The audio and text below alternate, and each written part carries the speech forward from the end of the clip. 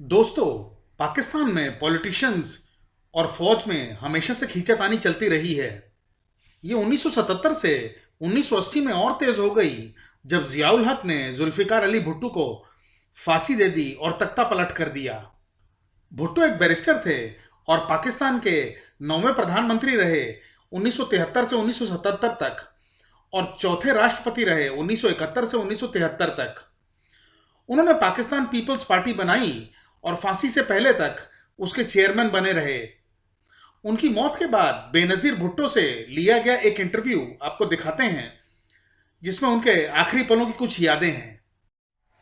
Miss Bhutto, can you describe what happened when you last saw your father? Well, when I last saw my father, they weren't telling us that it would be our last meeting. In fact, they had asked both my mother and myself to come, so naturally our suspicions were aroused.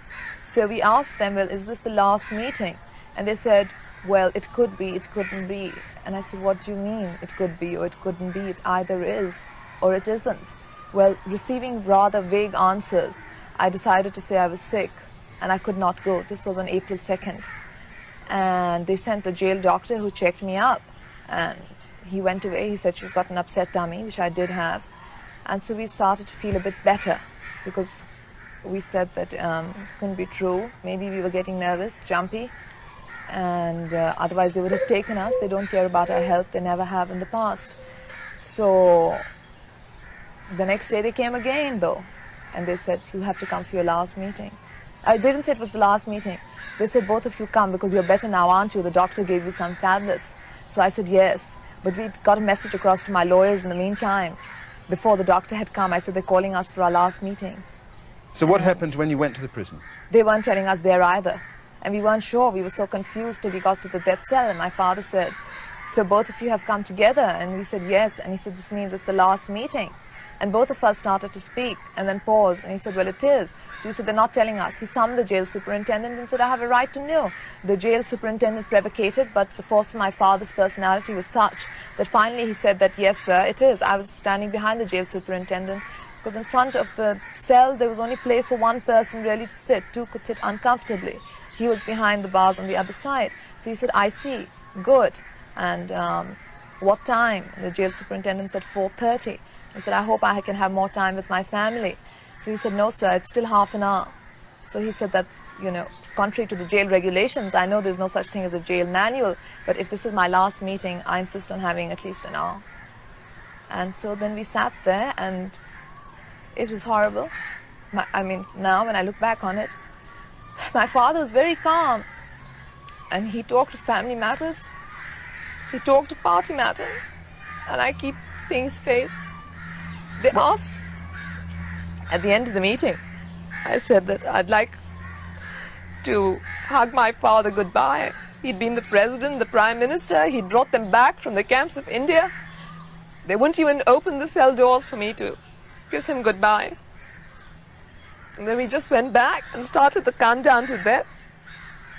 Nobody else knew, nobody else was aware. He didn't even keep a book with him. I'd taken some books with me. He had no paper and pencil. They'd taken that away a week ago. I said, please keep something, you'll have something to read. And he said, no, I have my thoughts. My thoughts will keep me till the time comes. And he wanted to keep Shalimar. It's a perfume by Guerlain, which he'd always worn. And he said, I want to keep some of that. And we had it with us. We gave it to him. And he said that I'll go out looking clean and I'll be smelling nice because it's a beautiful world, it's a beautiful earth, and I'll be part of the land and I'll be part of its myth, its legend, and I'll go back home to my people, go back where I belong. It was just that he was so calm, and I don't know how he must have been feeling. I'm sorry to remind you about this, but did he or you really believe that then that the sentence was going to be carried out? Yes, I did, because my father had been preparing me for 2 years. He kept saying they were going to kill him, but nobody believed it. They were all taken in by the judicial facade. And he kept saying, but you don't understand. I have been deceived by General Zia-ul Haq. I know the kind of man he is. I wouldn't have appointed him Chief of Army Staff if I had known. I know the kind of deception he weaves. I can see it. I can recognize it. And then about 3 weeks or 4 weeks before the assassination, I was in his death cell. I was saying, no, it's not going to happen. And he said, well, he smiled and he said, when have I ever been wrong? And he recounted to me each phase of the trial. And then I just burst out crying and I said, oh, and he said, don't be upset, at least I'll be free.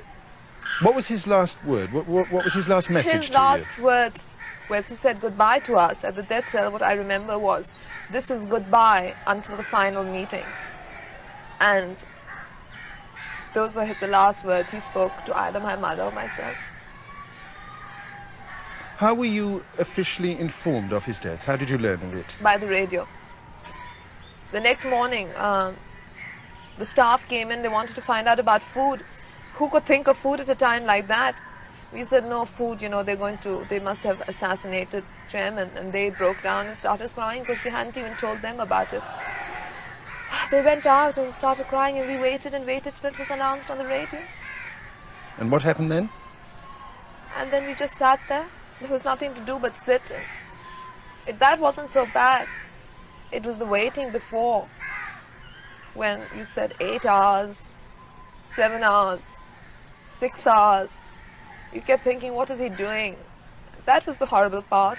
Then at 2 o'clock, we couldn't bear it anymore. We didn't know they would assassinate him at 2. We'd been told 4:30. And we expected them to take us with the body because we made a request to that effect. So we said, let's go to bed. We need a couple of hours of sleep. Both my mother and I woke up. She woke up at 4:20, I woke up at 4:30. And we stayed up after that. But it wasn't so bad as before. The last hours, countdown. I mean, I never knew I'd be so involved in a countdown to life. And he was so brilliant. He had so much vision. He talked so beautifully. When he would talk, it would be like poetry. And I just couldn't believe that you can just snuffing out brilliance. It's unbelievable. तो दोस्तों, ये था आज का हमारा video. आशा करते हैं आपको ये वीडियो पसंद आया होगा। अगर हाँ, तो प्लीज इस वीडियो को लाइक करें और इसे अपने फैमिली और फ्रेंड्स के साथ शेयर करें। और अगर आप हमारे चैनल पर पहली बार आए हैं तो इस चैनल को सब्सक्राइब जरूर करें और साथ ही साथ बेल आइकन को भी दबाना ना भूलें ताकि आपको हमारे अगले वीडियो की नोटिफिकेशन मिल सके। तो चलिए, आज के लिए बस इतना ही। मिलते हैं अगले वीडियो में कुछ इंटरेस्टिंग फैक्ट्स के साथ। नमस्कार।